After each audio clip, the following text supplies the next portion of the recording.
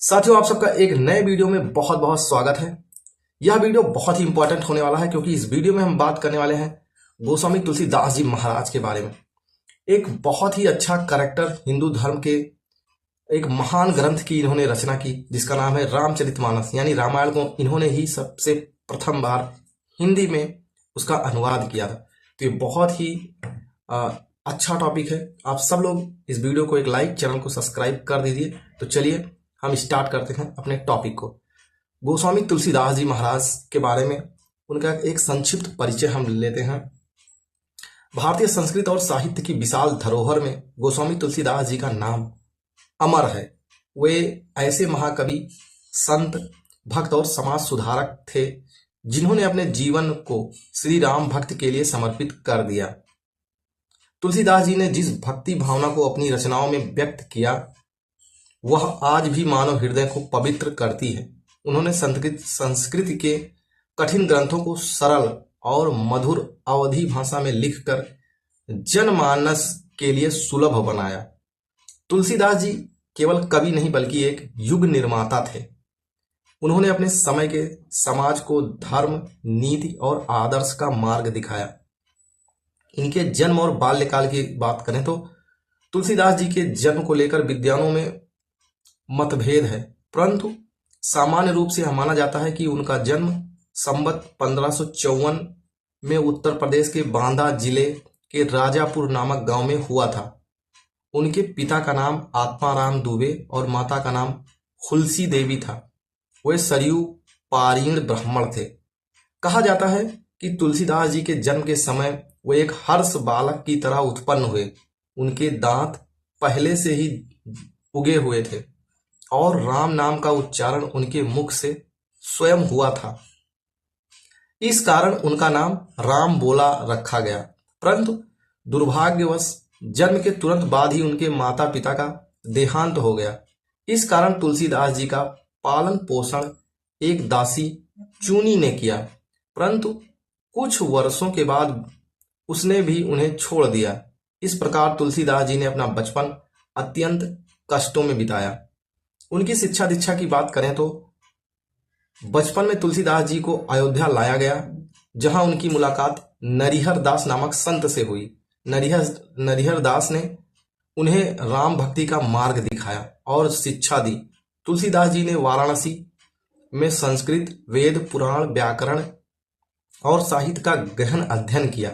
वहां उन्होंने प्रसिद्ध पंडित शेष सनातन जी से विद्या प्राप्त की। वे विद्या में अत्यंत मेधावी थे और अल्प समय में ही उन्होंने विद्या में पारंगता प्राप्त कर ली। उनके गृहस्थ जीवन की बात करें तो तुलसीदास जी का विवाह रत्नावली नामक ब्राह्मण कन्या से हुआ था। वे अपनी पत्नी से अत्यंत प्रेम करते थे। एक बार रत्नावली अपने मायके चली गई तो तुलसीदास जी ने उनसे मिलने रात में ही वहां पहुंच गए। इस पर रत्नावली ने उनसे कहा कि लाज नावत आपको दौरे आए, दूषित देह देह रति न चुराए। एतने ते यदि राम स्नेहु होता तो न भव भयो भय रतिते न होता। अर्थात यदि तुम्हें भगवान श्री राम से उतना ही प्रेम होता जितना इस नश्वर शरीर से है तो तुम जन्म मरण के बंधन से मुक्त हो गए होते। रत्नावली के इन वचनों ने तुलसीदास जी का जीवन बदल दिया। उन्होंने उसी क्षण सांसारिक मोह त्याग कर संन्यास धारण किया और श्री राम के भक्ति मार्ग पर चल पड़े। भक्ति और आध्यात्मिक जीवन की बात करें तो तुलसीदास जी का संपूर्ण जीवन श्री राम के नाम को समर्पित था। उन्होंने संपूर्ण भारत की यात्रा की और राम भक्ति का संदेश फैलाया। काशी, चित्रकूट, अयोध्या, प्रयाग, उज्जैन, हरिद्वार आदि तीर्थ स्थलों की उन्होंने यात्रा की। चित्रकूट में ही उन्होंने रामचरितमानस नामक ग्रंथ की रचना प्रारंभ की। उनकी भक्ति केवल व्यक्तिगत नहीं थी बल्कि सामाजिक और आध्यात्मिक दोनों स्तरों पर गहरी थी। उन्होंने बताया कि भगवान भक्ति में सभी समान हैं, चाहे वह ब्राह्मण हो, शूद्र, राजा हो या गरीब हो। तुलसीदास जी के अनुसार भक्ति का आधार जाति, धन या विद्या नहीं बल्कि शुद्ध हृदय और विश्वास है। रामचरितमानस की रचना उन्होंने कैसे की? तुलसीदास जी की सर्वश्रेष्ठ कृति रामचरितमानस है, जो अवधी भाषा में लिखी हुई है। यह ग्रंथ केवल धार्मिक ग्रंथ नहीं बल्कि एक साहित्यिक, दार्शनिक, सांस्कृतिक महाकाव्य है। उन्होंने इसे वाराणसी के 80 घाट पर बैठकर लिखा। इसमें उन्होंने भगवान श्री राम के आदर्श जीवन का चित्रण किया। एक आदर्श पुत्र, आदर्श पति, आदर्श भाई, आदर्श राजा और एक धर्मपरायण पुरुष के रूप में। रामचरितमानस केवल कथा नहीं बल्कि जीवन का मार्गदर्शन है। इसमें नीति, धर्म, प्रेम, त्याग, कर्तव्य और समाज सुधार के तत्व भरे पड़े हैं। तुलसीदास जी ने इसे लोक भाषा में लिखकर समाज के हर वर्ग तक पहुंचाया। इनकी अन्य प्रमुख रचनाओं की बात करें तो तुलसीदास जी केवल रामचरितमानस तक सीमित नहीं थे। उन्होंने अनेक ग्रंथों की रचना की, जैसे विनय पत्रिका। इसमें तुलसीदास जी ने भगवान राम के प्रति अपनी करुणा, प्रार्थना और आत्मसमर्पण की भावना व्यक्त की है।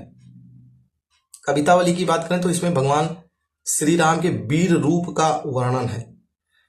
गीतावली, इसमें भक्ति रस और नीति का सुंदर मिश्रण मिलता है। हनुमान चालीसा, यह एक अत्यंत प्रसिद्ध रचना है जिसमें हनुमान जी की महिमा और शक्ति का वर्णन किया है। आज भी करोड़ों लोग प्रतिदिन इसका पाठ करते हैं, मैं स्वयं भी। दोहावली, इसमें तुलसीदास जी ने जीवन की नीति, धर्म और व्यवहार पर अमूल्य शिक्षाएं दी हैं। राम लला नहिछु, जानकी मंगल, बैराग्य संदीपनी आदि अन्य ग्रंथ भी इन्हीं की रचना शक्ति का प्रमाण है। इनका साहित्यिक योगदान की बात करें तो तुलसीदास जी ने हिंदी साहित्य को नई दिशा दी। उन्होंने यह सिद्ध किया कि लोक भाषा में भी उच्च कोटि का साहित्य लिखा जा सकता है। उस संस्कृत भाषा में रचनाएं सीमित वर्ग तक पहुंचती थीं, परंतु तुलसीदास जी ने इसे अवधी भाषा को प्रतिष्ठा दिलाई। उनकी भाषा सरल, मधुर, प्रभावशाली है। वे भावनाओं को इतने सुंदर ढंग से व्यक्त करते हैं कि पाठक का मन स्वयं भक्ति में डूब जाता है। उनके शब्द में अलंकार, छंद, रस, भाव का अनुपम संगम मिलता है। समाज सुधारक के रूप में तुलसीदास जी केवल कवि नहीं बल्कि समाज सुधारक भी थे। उन्होंने समाज में व्याप्त अंधविश्वास, भेदभाव और अन्याय के विरुद्ध आवाज उठाई। उन्होंने भक्ति को जाति धर्म से ऊपर रखा और सभी के लिए समानता का संदेश दिया। उन्होंने यह सिखाया कि सच्चा धर्म किसी रीति रिवाज में नहीं बल्कि सच्चे आचरण और भक्ति में निहित है। तुलसीदास जी ने लोगों को नैतिक जीवन, प्रेम, सहिष्णुता, साहित्य की राह पर चलने की प्रेरणा दी। तुलसीदास जी का दर्शन भक्ति योग पर आधारित था। उनके अनुसार परमात्मा तक पहुंचने का सबसे सरल मार्ग भक्ति है। वे ज्ञान, कर्म और योग से अधिक महत्व प्रेम भक्ति को देते हैं। उनकी दो प्रमुख तत्व थे, नाम स्मरण यानी राम नाम की महिमा, लीला स्मरण यानी भगवान की लीलाओं का चिंतन। तुलसीदास जी कहते हैं, भवानी शंकरो वंदे श्रद्धा विश्वास रूपणो, अर्थात श्रद्धा और विश्वास की सच्ची भक्ति के दो आधार हैं। तुलसीदास जी के जीवन से जुड़ी अन्य अद्भुत घटनाएं प्रसिद्ध हैं। कहा जाता है कि उन्होंने अपने भक्ति बल से भगवान हनुमान जी और श्री राम जी के दर्शन प्राप्त किए। एक कथा के अनुसार वे एक बार चित्रकूट में राम नाम जप कर रहे थे और वहां हनुमान जी ब्राह्मण रूप में आकर उन्हें दर्शन दिए और कहा कि वे कल श्री राम के दर्शन करेंगे। अगले दिन वे मंदाकिनी नदी के तट पर गए तो उन्होंने स्वयं श्री राम और लक्ष्मण को दर्शन देते देखा। तुलसीदास जी का संदेश है कि संपूर्ण जीवन और काव्य मानवता के लिए प्रेरणा है। उन्होंने कहा, परहित सरिस धर्म नहीं भाई, पर पीड़ा सम नहीं अधिमाई, अर्थात दूसरों का भला करना सबसे बड़ा धर्म और दूसरों को पीड़ा देना सबसे बड़ा पाप है। उनकी शिक्षाएं आज भी समाज को प्रेम, एकता और नैतिकता की राह दिखाती हैं। तुलसीदास जी का देवावसान संवत 1680 में वाराणसी में हुआ था। कहा जाता है कि मृत्यु के समय राम नाम जप कर रहे थे और भगवान के धाम को प्रस्थान कर गए। उनकी रचनाएं विशेषकर रामचरितमानस आज भी हर घर, हर मंदिर और हर हृदय में विराजमान है। उनकी भक्ति के गीत, चौपाइयां और दोहे भारत की आत्मा का हिस्सा बन चुके हैं। तुलसीदास जी महाराज भारतीय संस्कृति के अमर दीपक हैं। उनका जीवन त्याग, भक्ति, सेवा का प्रतीक है। उन्होंने हमें यह सिखाया कि ईश्वर केवल मंदिरों में नहीं बल्कि हमारे कर्म, विचार और प्रेम में बसते हैं। उनकी रचनाएं केवल धार्मिक ग्रंथ नहीं बल्कि मानवता की पाठशाला है। तुलसीदास जी ने अपने काव्य से यह सिद्ध कर दिया कि प्रेम और भक्ति से संसार के सभी दुख मिट जाते हैं। जब भी कोई व्यक्ति रामचरितमानस का पाठ करता है या हनुमान चालीसा गाता है तो तुलसीदास जी की भक्ति की ज्योति में स्नान करता है। उनका जीवन संदेश हमें सिखाता है, सीताराम नाम रतन धन, निज मन बसो सुजान, तुलसी तजित नहीं और गति, नाम लिए कल्याण। तो इस तरीके से श्री तुलसीदास जी महाराज के बारे में आप सब लोग बहुत कुछ सीख सकते हैं। तो इस वीडियो को लाइक, चैनल को सब्सक्राइब करें और अपने प्यारा सा कमेंट इस वीडियो में जरूर डालें। जय श्री राम, जय श्री कृष्ण।